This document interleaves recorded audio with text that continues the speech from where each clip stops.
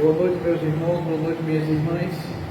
Aqui vamos fazer uma síntese dos espíritos felizes, alguns exemplos, né? Vemos o caso de Sansum. Prevendo a morte, dirigida ao presidente da sociedade, uma carta com o tópico seguinte: para os espíritas, a morte não passa de uma transformação, segundo os desígnios insondáveis de Deus, mas sempre útil ao fim que ele se propõe.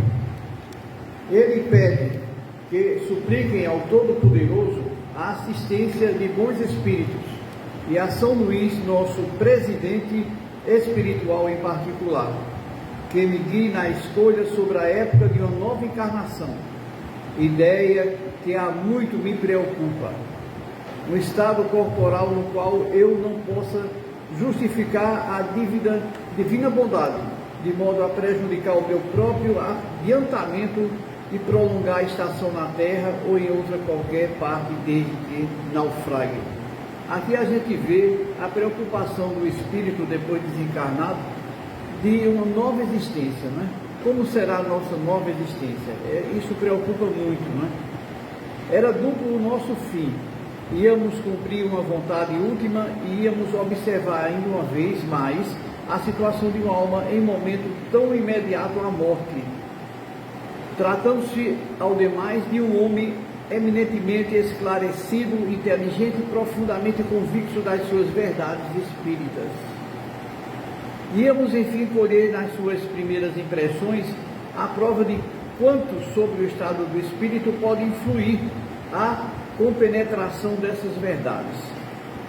E não nos iludimos nas expectativas, porquanto o senhor Sansum descreve plenamente lúcido o instante da transição, vendo-se morrer e renascer, o que é uma circunstância pouco comum e só devida à elevação do seu espírito. Acho-me regenerado, renovado, como diz entre vós, nada mais sentido das antigas dores. A passagem da vida terrena para a dos espíritos deixou-me de começo no estado incompreensível, porque ficamos algumas vezes muitos dias privados de lucidez. Ao fim de que tempo recobrasse a lucidez das ideias? Perguntou o imediato. Ao fim de 8 horas.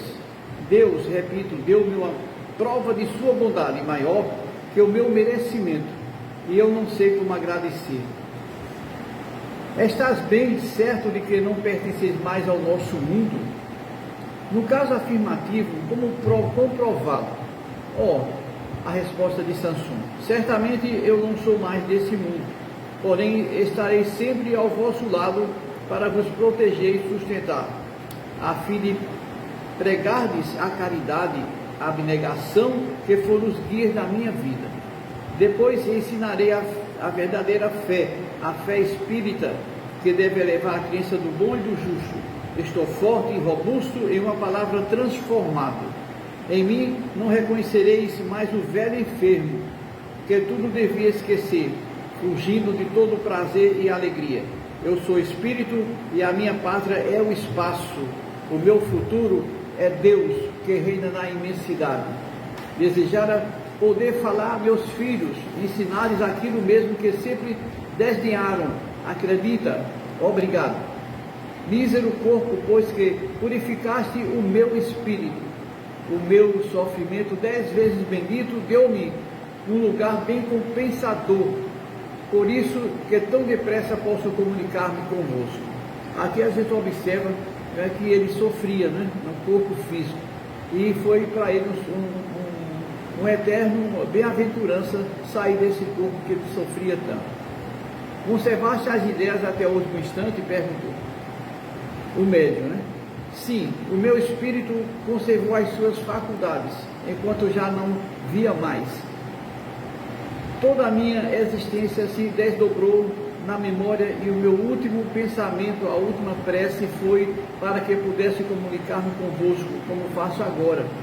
Em seguida pedi a Deus que vos protegesse para que o sonho da minha vida se completasse. Ele era uma pessoa caridosa, então ele teve muito compreensão disso, né? Porque ele diz assim, que não merecia, mas merecia, porque toda pessoa caridosa merece a complacência do grande Deus, né? Tiveste consciência do momento em que teu corpo exalou o derradeiro suspiro? O que se passou convosco nesse momento? Que sensação experimentasse? Parte-se da vida e a vista, ou antes, a vista do espírito se extingue. Encontra-se o vácuo, ignoto e arrastada por não sei o que poder. Encontra-se a gente no mundo de alegria e de grandeza. Eu não sentia, nada compreendia, e no entanto uma felicidade inefável me exaltava de gozo, livre do peso das dores. Aí, agora nós temos uma evocação da Sociedade Espírita do 25 de abril de 1862, né? De um outro espírito. Estou perto de vós, meus amigos. Sempre disseram que os espíritos não têm sexo, sendo este apenas necessária a reprodução dos corpos. De fato, não se via produzir o sexo a não ser no corpo material. A nossa pergunta não visava confirmar o fato, mas saber, visto anteriormente que o senhor Sansão desencarnara, confirmar o fato, não é? As impressões que guardava de seu estado terreno. Todo mundo queria saber do estado do seu Sansão, né? Os espíritos puros compreendem perfeitamente a sua natureza, porém, entre os inferiores, não desmaterializados, muito há que acreditam encarnados sobre a terra, com as mesmas paixões e desejos. Assim pensam eles que estão no mesmo corpo físico, não é? Havendo, por essa razão, supostamente ter realmente um sexo. As contradições a tal respeito são oriundas da graduação de adiantamento dos espíritos, que se manifestam sendo o erro menos deles do que quem os interroga, sem se dar o trabalho de aprofundar as questões. Veja bem, a morte do justo, a primeira evocação do senhor Sansão feita na Sociedade de Paris, o Espírito deu sob esta epígrafe a comunicação seguinte: foi de um justo a morte desse homem de quem neste momento vos ocupais, isto é, a esperançosa calma. O amor não tem limites.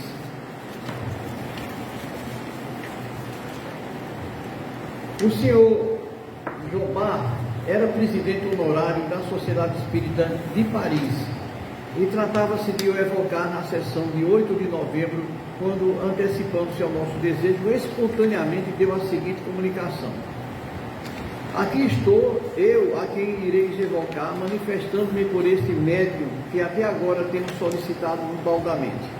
Antes de tudo, desejo descrever as minhas impressões por ocasião do meu desprendimento. Senti um abalo indizível. Lembrei-me instantaneamente do meu nascimento, da minha juventude e da minha velhice. Toda a minha vida, né, retratou-se nitidamente na memória. Eu senti apenas como piedoso desejo de me achar, enfim, nas regiões reveladas pela nossa criança. Depois do túmulo sereno, eu estava livre e meu corpo jazia inerte. Ah, meus caros amigos, que prazer se experimenta ser um peso do corpo. Quanta alegria no abranger o espaço. Não julgueis, no entanto, que me tenha tornado repentinamente um eleito do Senhor. Não. Eu estou entre os espíritos que, tendo aprendido um pouco, devem ainda aprender mais.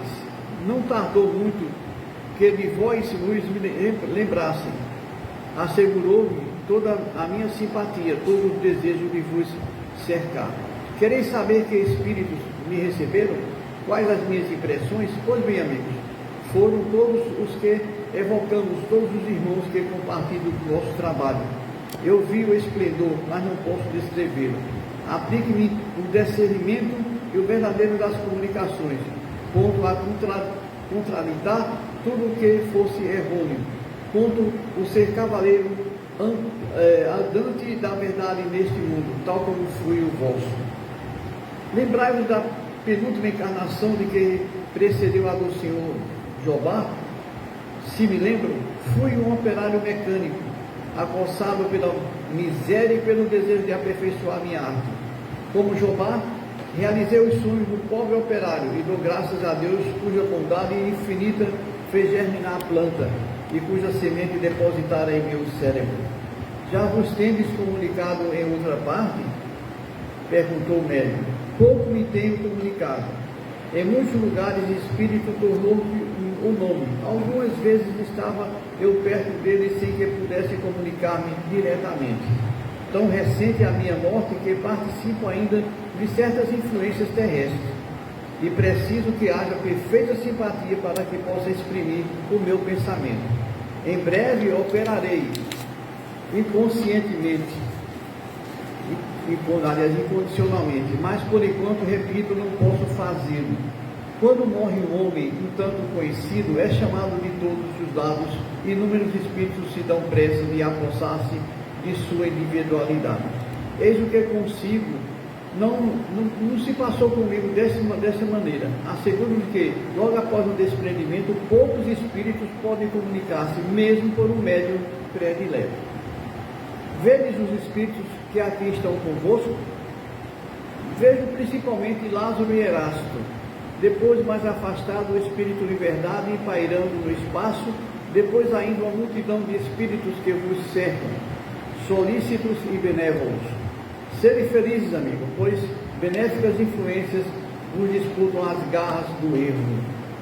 Quando encarnado, compartilháveis de opinião emitida sobre a formação da Terra pela incrustação de 4 planetas que se teriam unido, sois ainda da mesma opinião? Aí a resposta do Espírito: é um erro. As novas descobertas geológicas provam as convulsões da Terra e sua formação gradual e sucessiva. A Terra, como os outros planetas, teve sua vida própria, e Deus não precisou lançar mão dessa grande desordem que seria a agregação de planetas. A água e o fogo são os únicos elementos orgânicos da Terra. Aqui a gente tem uma contradição realmente, porque a ciência acha que a Terra foi um planeta, se chocaram com a Terra, e que a Lua também foi uma parte que se desprendeu da Terra. Essa visão da ciência realmente está muito errada, né? E que a Terra se formou a partir do Sol mesmo, todos os planetas a partir do Sol, sem colisão com outros planetas, né? O senhor Jobá, que então deu a respeito da comunicação o seguinte: exulto o lisonjeiro dado esquecido entre os meus irmãos espíritas. Agradeço ao coração generoso que vos trouxe o óculo, que eu daria se habitasse ainda o vosso planeta. Nesse tem que orar, resido e anular a necessidade do dinheiro, de modo que não foi preciso recorrer à bolsa da amizade para provar materialmente que também a mim me concluía o infortúnio dos irmãos de Leão. Intrépidos cultores que viam do Senhor, muito deveis convencer de que a caridade não é uma palavra oca. Com os grandes e pequenos vos patenteiam na emergência sentimento de simpatia e fraternidade. Estais na grande vida humanitária no progresso. Pois bem, preza a Deus, sejais de todos na jornada e os espíritos amigos que vos sustentam para que triunfes afinal. Eu conheço a viver espiritualmente mais calmo, menos perturbado pelas evocações constantes que sobre mim chovam. A moda também atua sobre os espíritos, e quando Jobá em moda, passar da moda, então pedirá aos seus amigos sérios que o evoluem. Aqui a gente vê que o espírito, apesar de reconhecer que está fora do corpo físico, ainda ele se detém na vida que ele tinha no planeta Terra, né? Às vezes o costume, né, de que tinham ainda favorece a esse pensamento de que ainda possa ter alguma coisa na Terra, né? E eles se comprazem nos times da Terra. Infelizmente, isso acontece, mas vai gradualmente se refazendo a ponto de não permitirem mais que ocorram essas tendências naturais do planeta Terra. Boa noite, meus amigos, muito agradecido. Veremos outra oportunidade.